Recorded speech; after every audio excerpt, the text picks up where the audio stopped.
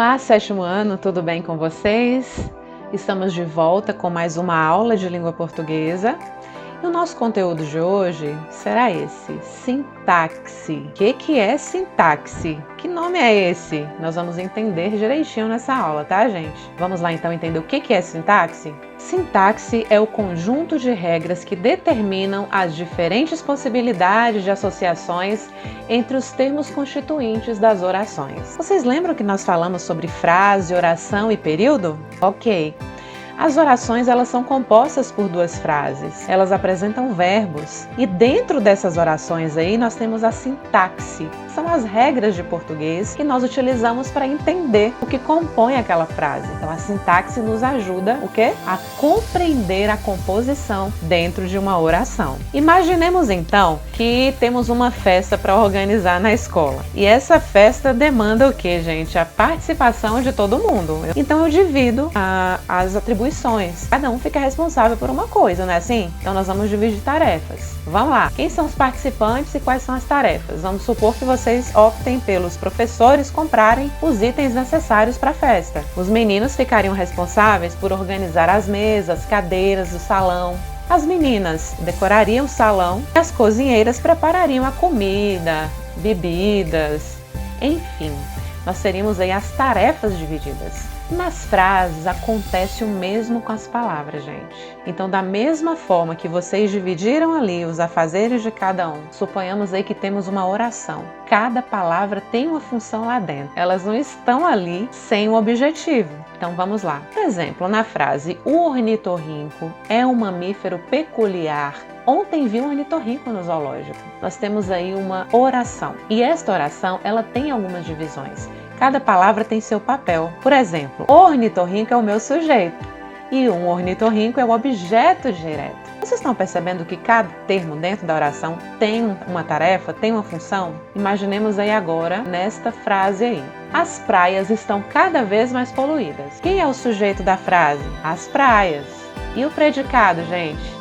Estão cada vez mais poluídas. Então nós vamos entender detalhadamente o que é o sujeito, o que é o predicado, tá? Mas para vocês entenderem que cada composição dentro de uma frase, ela tem uma função específica ali, tá? Então vamos falar de sujeito e predicado? Para que a oração tenha significado, são necessários alguns termos básicos, que são os termos essenciais da oração. Então sujeito e predicado são termos essenciais. Em todas as orações vocês poderão encontrar o sujeito e o predicado. Então, gente, olha, a oração possui esses termos essenciais. É importante entendermos isso aí. Vamos lá para o sujeito? O sujeito é o termo sobre o qual o restante da oração diz algo. É o ser de quem se fala.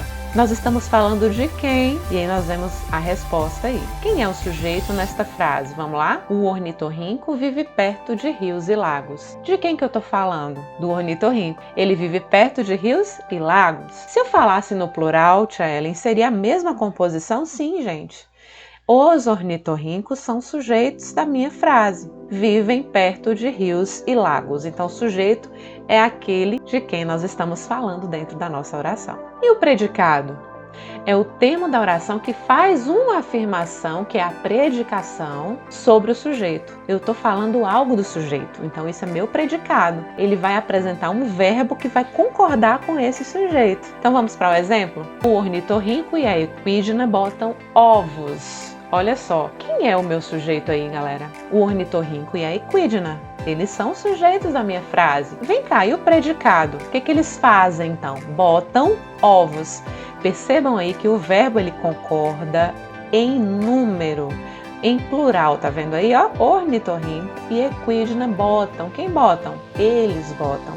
Há então aí uma concordância. Vamos demonstrar o conceito. O sujeito nessa frase aqui. O leão dorme. Quem foi que praticou a ação? Quem é o sujeito?